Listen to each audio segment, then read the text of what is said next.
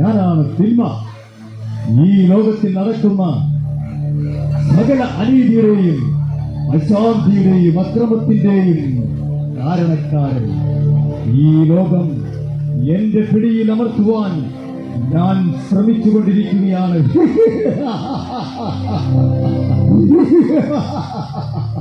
നിങ്ങൾക്കറിയുമോ, ഈ ലോകം മുഴുവൻ എനിക്കടിമകളുണ്ട്. ഇതാ ഇതാ ഈ പെട്ടി കണ്ടോ? ഇതൊരു കെണിയാണ്. കെണി. ഈ കെണിയിൽ ഞാൻ ധാരാളം പേരെ വീഴ്ത്തിയിട്ടുണ്ട്. ഈ കെണിയിൽ ആളുകൾ വീഴുന്നത് എങ്ങനെയാണെന്ന് നിങ്ങൾക്ക് കാണണ്ടേ? ഈ പെട്ടി ഇവിടെ ഇരിക്കട്ടെ, ഞാൻ അപ്പുറത്ത് മാറി നിൽക്കാം.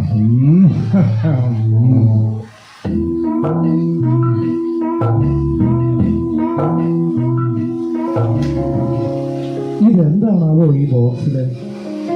വല്ല ബോംബോ മറ്റോ ആണോ? ആവോ, ആർക്കറിയാം. അടുത്തെങ്ങും ആരുമില്ലെന്ന് തോന്നുന്നു. ഇതെന്താണ് ഈ പൊതിയില്? ഒരു സ്മാർട്ട് ഫോൺ ആണല്ലോ. ആരാണോ ഇത് ഇവിടെ കൊണ്ടുവച്ചത്? എന്തായാലും ഒന്ന് നോക്കാം. ഇതിനകത്ത് ഫേസ്ബുക്കും വാട്സാപ്പും യൂട്യൂബും എല്ലാം ഉണ്ടല്ലോ. ഒന്ന് ഓപ്പൺ ചെയ്ത് നോക്കാം. ശരി, എല്ലാം വൃത്തികേടുകളാണ്. വേണ്ട, അമ്മയും അച്ഛനും എപ്പോഴും പറയും ഇങ്ങനെയുള്ള കാര്യങ്ങളൊക്കെ ചെയ്യുന്നത് തെറ്റാണെന്ന്. അല്ലെങ്കിൽ ഒന്നോടൊന്ന് നോക്കിയാലോ? വേറെ എന്തൊക്കെയോ ഈ പെട്ടിയിലുണ്ടല്ലോ. ഇത് മയക്കുമരുന്നാണെന്നാ തോന്നുന്നത്. പേടിക്കണ്ട പേടിക്കണ്ട പേടിക്കണ്ട മോനെ. ഇതെന്താ കയ്യില്? മയക്കുമരുന്നാണെന്ന് തോന്നുന്നു. ഇന്നത്തെ ചെറുപ്പക്കാരൊക്കെ ഇത് ഉപയോഗിക്കുന്നുണ്ട് മോനെ. എന്താ മടിച്ചു നിൽക്കുന്നത്? ഒന്ന് ഒന്ന് ഒന്ന് പരീക്ഷിച്ചു നോക്കൂ മോനെ, ഒന്ന് പരീക്ഷിച്ചു നോക്കൂ. ഏയ്, എനിക്ക് വേണ്ട, എനിക്കിതൊന്നും ശീലമില്ല, എനിക്കിത് വേണ്ട. അങ്ങനെ പറഞ്ഞാൽ എങ്ങനെയാ മോനെ? ചുമ്മാ ഒരു തമാശക്കല്ലേ. ഈ ഭൂമിയിൽ ജീവിക്കുമ്പോ എല്ലാ സുഖങ്ങളും ഒക്കെ ഒന്ന് അറിയണ്ടേ മോനെ?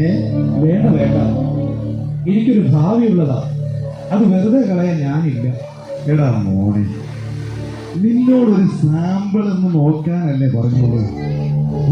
അല്ല, നീ ഇത്ര പുണ്യവാനെ സംബന്ധിച്ചിട്ട് നിനക്ക് എണ്ണായിട്ടാണോ മോനെ? മോനെ, നീ ഇതൊന്ന് കഴിക്കണം, കഴിച്ച് നോക്കാം.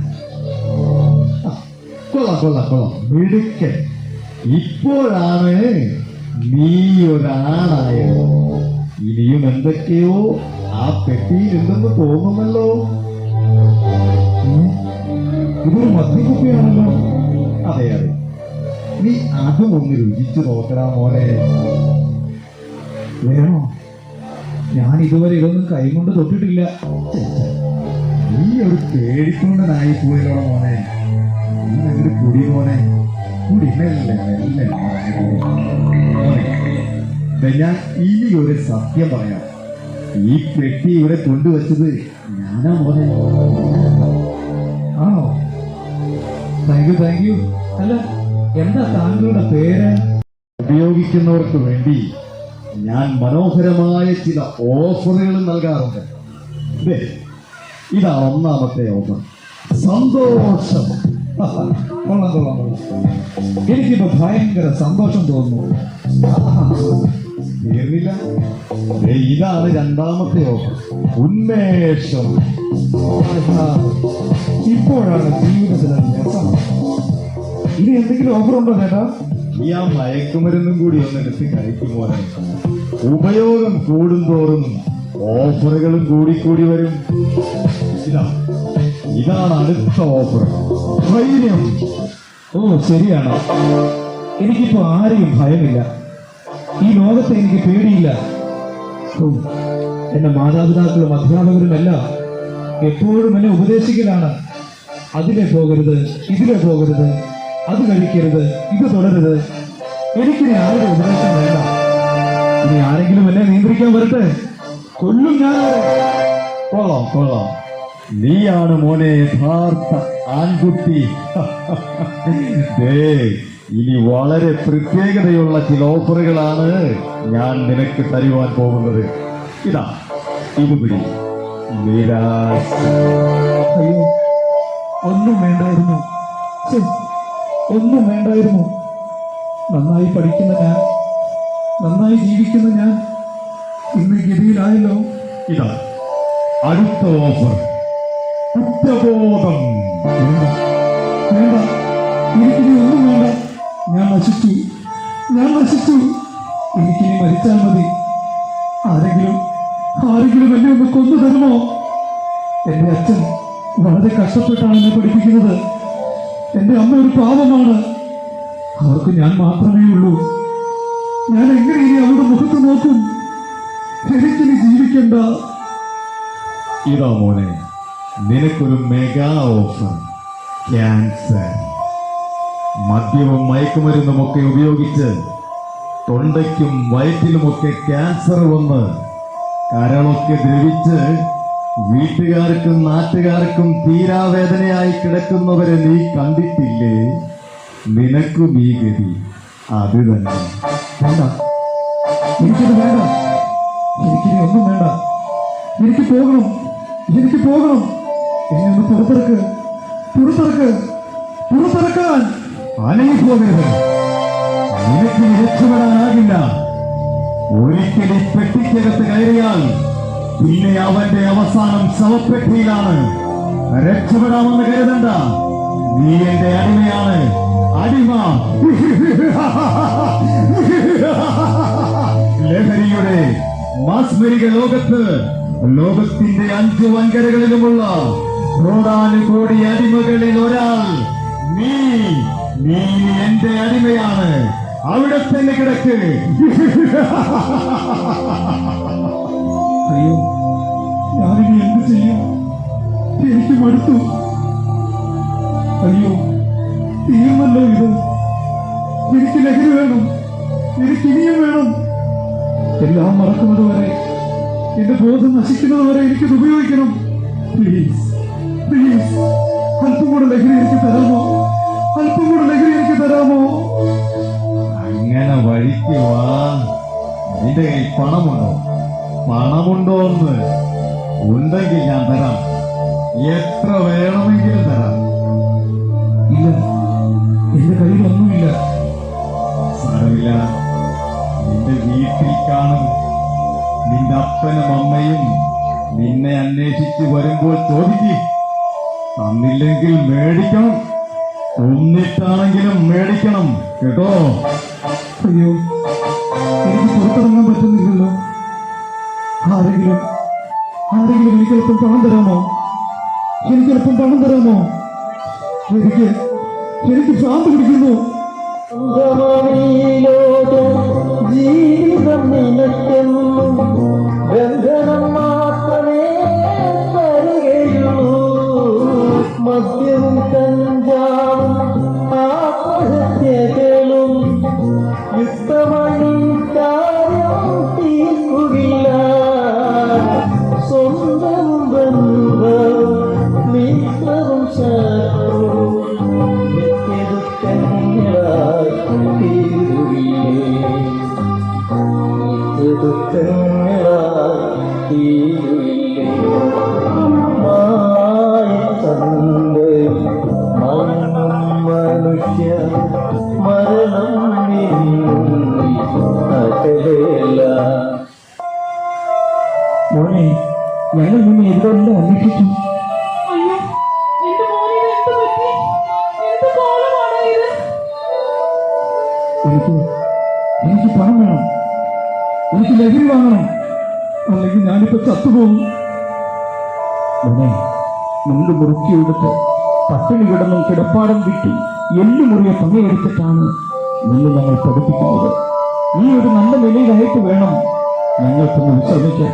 പക്ഷേ നീ എന്തായി ഇങ്ങനെയായി പോയത്? അമ്മേ, അച്ഛാ, എനിക്ക് പണം തരാൻ.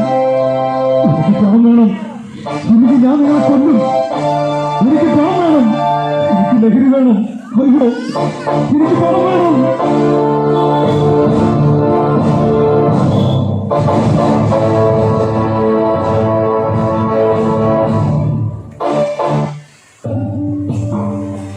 എടാ അയ്യ വേണ്ട അവിടെ ഒരു ബഹളം കേൾക്കുന്നു. വേടാ വേണ്ട അവിടെ ഒരു കിടന്ന് കരയുന്നു. നമുക്ക് അവനൊരു ഹെൽപ്പ് കൊടുക്കാം. എന്താ എന്താ ഇവിടെ പ്രശ്നം? What is the problem? ഞങ്ങളുടെ മോൻ ദേ അവിടെ കുടുങ്ങിപ്പോയി. നിങ്ങൾക്ക് പറ്റുമെങ്കിൽ അവനൊന്ന് രക്ഷിക്കാമെന്ന്. ഓ അതാണോ പ്രോബ്ലം? അത് ഞങ്ങളിപ്പോ ശരിയാക്കി തരാം. ചേട്ടന്മാരെ ചേട്ടന്മാരെ എന്റെ മോനെ പെട്ടെന്ന് രക്ഷിക്കേ. ഇരിക്കണ നമുക്ക് ഇവനെ രക്ഷിക്കണ പയ്യൻ. ആ വലിക്കണ ആന്നെ വലിക്കണ ഒന്നുകൂടെ വലിക്കാൻ.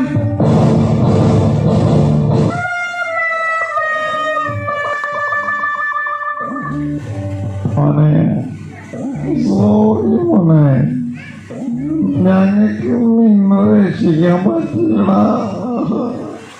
ദുഃഖമുണ്ടാ, ഒരുപാട് ദുഃഖമുണ്ട്. എന്തായാലും നിനക്ക് ഈ ഗതി വന്നല്ലോടാ. ഈ ദുഃഖം ഞങ്ങൾക്ക് സഹിക്കാൻ പറ്റില്ല. അതുകൊണ്ട് ഈ ദുഃഖം മറക്കാൻ ഞങ്ങൾ നീയും കുടിക്കും. കുടിച്ച് ബോധം കെട്ട് ഏതെങ്കിലും ഓടെ കിടക്കും. മോനെ ഞങ്ങൾ പോവാ. സോറി. നീ ജീവിച്ചിരിപ്പുണ്ടെങ്കിൽ വീണ്ടും കാണാം. Bye bye. അയ്യോ എന്റെ കുഞ്ഞിനെ രക്ഷിക്കാൻ അവർക്ക് പറ്റിയില്ല. അതങ്ങനെയാടി. അവരുടെ കുടുംബം തന്നെ രക്ഷിക്കുവാൻ അവർക്ക് കഴിയുന്നില്ല. പിന്നെ നമ്മുടെ മോൻ എന്റെ മോനെ രക്ഷിക്കാനാകും. ദൈവമേ, എന്റെ കുഞ്ഞ് വലിയ ആളാകാൻ കാത്തിരുന്ന ഞങ്ങൾക്ക് അവന്റെ നാശം കാണേണ്ടി വരുമോ?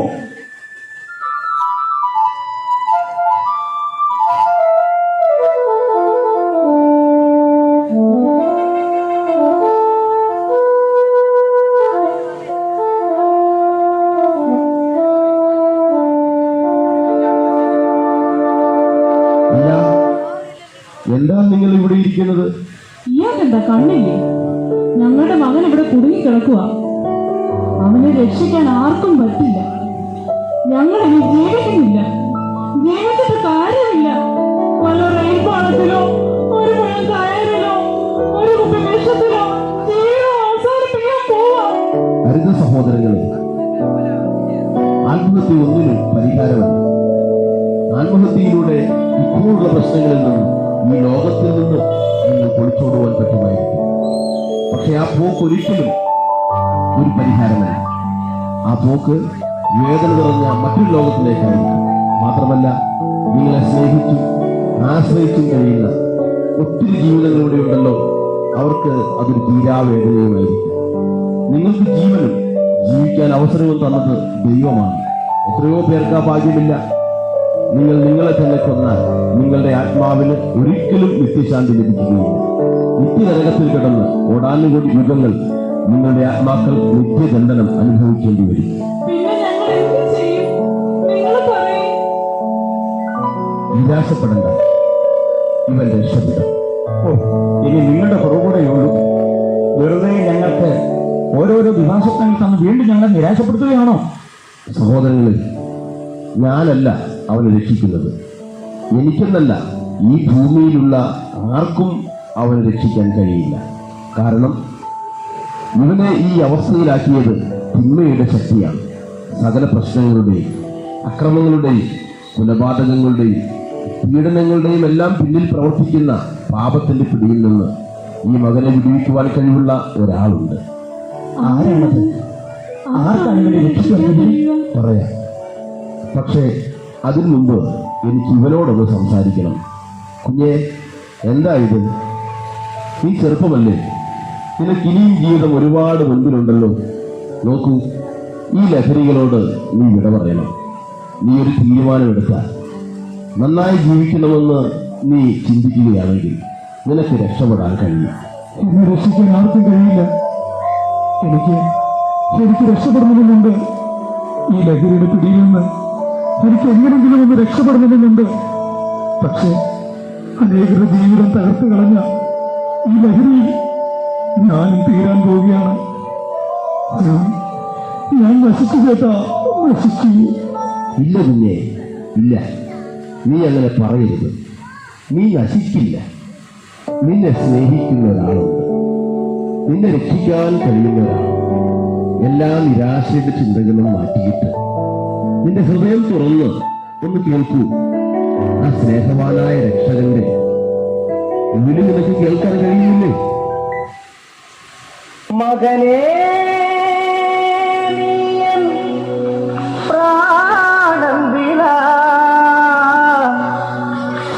എന്നെന്നും നീ എന്റേതു മാത്രമേ. ആരാണിത്? ആർക്കാണ് എന്നെ രക്ഷിക്കാൻ കഴിയുന്നത്? കുഞ്ഞെ, ഇന്നേക്ക് 2000 വർഷങ്ങൾക്ക് മുമ്പ് ഈ മണ്ണിൽ മനുഷ്യനായി അവതരിച്ച യേശുനാഥന്റെ ശബ്ദമാണ് നീ കേട്ടത്. നിന്നെ മറ്റാർക്കും രക്ഷിക്കാൻ കഴിയാതിരുന്നതിന്റെ കാരണം നീ അകപ്പെട്ടിരിക്കുന്ന ഈ കെണി പാപത്തിന്റെ ചതിക്കുകയായതിനാലാണ്. അതുകൊണ്ട് പാപകുലത്തിൽ പിറന്ന ആർക്കും മറ്റൊരു പാപിയെ രക്ഷിക്കാനാവില്ല. സർവ മതസംഹിതകളും ആചാര്യന്മാരുമെല്ലാം ഒരുപോലെ സമ്മതിക്കുന്ന സത്യമാണ് സകല മനുഷ്യരും പാപികളാണെന്ന്. പരസ്പരം പാപികളെന്ന് വിളിക്കാനും വ്യത്യസ്തങ്ങളായ പരിഹാര മാർഗങ്ങൾ ചൂണ്ടിക്കാണിക്കാനും മാത്രമേ മനുഷ്യർക്ക് കഴിയുന്നുള്ളൂ. എന്നാൽ മനുഷ്യന്റെ പാപത്തിന് യഥാർത്ഥമായ പരിഹാരം വരുത്തിയത് യേശുവാണ്. വിശുദ്ധ ബൈബിളിൽ സുവ്യക്തമായി അത് രേഖപ്പെടുത്തിയിട്ടുണ്ട്. പാപമില്ലാത്ത ലോകമായ സ്വർഗത്തിൽ നിന്ന് പാപികളെ നേടി രക്ഷിക്കുവാൻ ഈ മണ്ണിൽ അവതരിച്ച ദൈവമാണ് യേശുക്രിസ്തു. യേശുക്രിസ്തുവിന്റെ ക്രൂശുമരണത്തെ പറ്റി നീ കേട്ടിട്ടില്ലേ?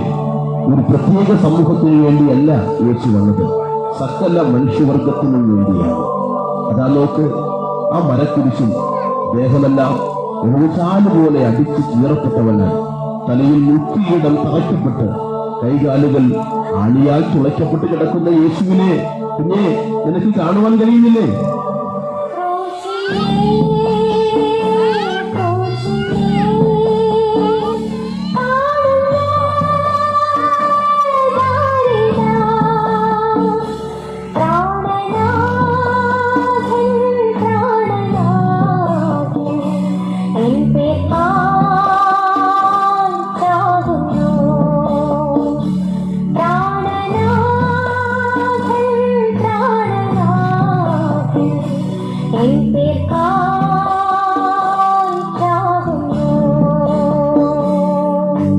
യേശുവിനെ എന്റെ മോനെ രക്ഷിക്കാനാവോ?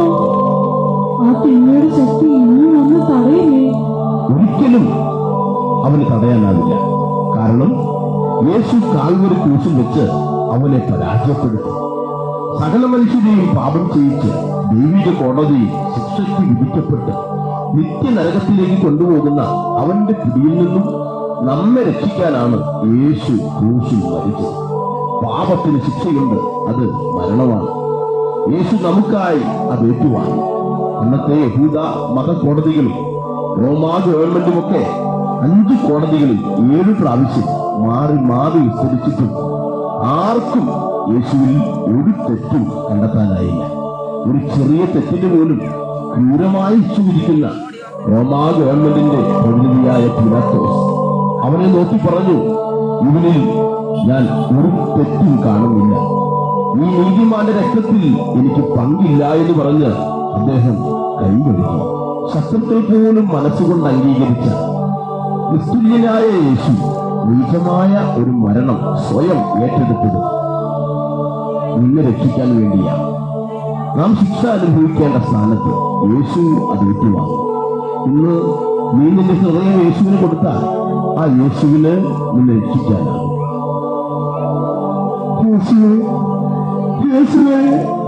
ഞാനൊരു പാപിയാണ്, ഞാനൊരു മഹാപാപിയാണ്. എന്നോട് ക്ഷമിക്കണം, എന്നെ രക്ഷിക്കണം, എന്നെ രക്ഷിക്കണം യേശുവേ, എന്നെ രക്ഷിക്കണം.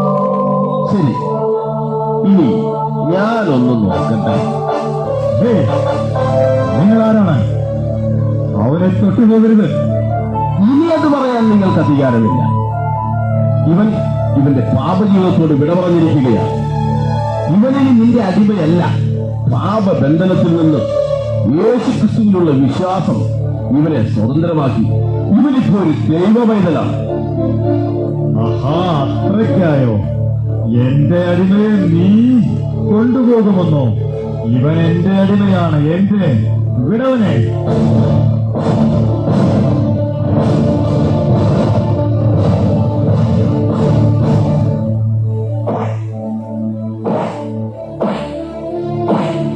അയ്യോ, എനിക്ക് നിങ്ങളെ തൊടാൻ പറ്റുന്നില്ലല്ലോ. ഏതോ അദൃശ്യമായ ശക്തി എനിക്കെതിരെ യുദ്ധം ചെയ്യുന്നുണ്ട്. ഓ, നിങ്ങൾ ഇവനെയും രക്ഷപ്പെടുത്തിയല്ലേ? ഇനി ഞാൻ ഇവിടെ നിന്നിട്ട് കാര്യമില്ല. മോനെ, ദൈവം നിനക്ക് തിരിച്ചു തന്നു. ഇനി നീ ഒരു തെറ്റിലേക്കും പോകരുത്. കുഞ്ഞെ, യേശു ഇതിനെ രക്ഷിച്ചു. ഒരുപാട് കാര്യങ്ങളിൽ നാം സ്വാതന്ത്ര്യം അനുഭവിക്കുമ്പോഴും നിങ്ങളെ അസ്വസ്ഥപ്പെടുത്തുന്ന ചില അടിമച്ചങ്ങലകൾ വരിഞ്ഞു മുറുക്കിയിട്ടില്ലേ? ഈ അവസരത്തിൽ വിശുദ്ധ ബൈബിളിലെ ഒരു വാക്യം ഞാൻ ഓർപ്പിക്കും. യേശു നിങ്ങളെ സ്വതന്ത്രരാക്കിയാൽ നിങ്ങൾ സാക്ഷാൽ സ്വതന്ത്രർ ആകും. അതെ, പാപത്തിൽ നിന്നുള്ള സ്വാതന്ത്ര്യമാണ് യഥാർത്ഥ സ്വാതന്ത്ര്യം. ഇന്നല്ലെങ്കിൽ നാളെ നാം ഈ മണ്ണിനോട് വിട പറയേണ്ടി വരും. മരണത്തിനപ്പുറം രണ്ടവസ്ഥകൾ മാത്രമേ ഉള്ളൂ. ഒന്നുകിൽ നിത്യമായ സന്തോഷവും സമാധാനവും ഉള്ള സ്വർഗം, അല്ലെങ്കിൽ നിത്യ ദണ്ഡനങ്ങൾ ഏറ്റുകൊണ്ട് ചെയ്ത തെറ്റുകൾക്കുള്ള ശിക്ഷയായി നരകം. നാം ജീവിച്ചിരിക്കുമ്പോൾ തന്നെ ഇതിലൊന്ന് തിരഞ്ഞെടുത്തേ മതിയാവും. യേശു നമ്മെ നരകത്തിൽ നിന്നും രക്ഷിച്ച് സ്വർഗത്തിൽ എത്തിക്കേണ്ടതിനാണ് വന്നത്.